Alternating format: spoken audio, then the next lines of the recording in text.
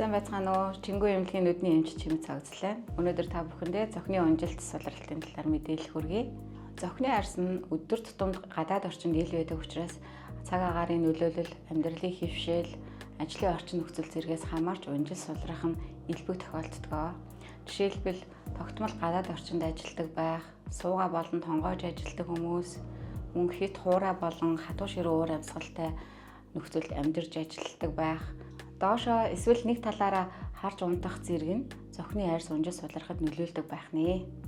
Мөн нас ахих тусам хүний арьсны уян хатан чанар алдагдаж байдаг учраас зохины арьс унжил сулрах гол шалтгаан болдог.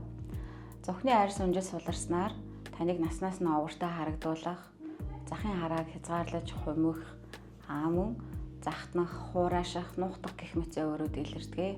Иймээс танд дээрх зөөврүүд байх юм бол манай хамт олон шийдэхэд бэлэн байна.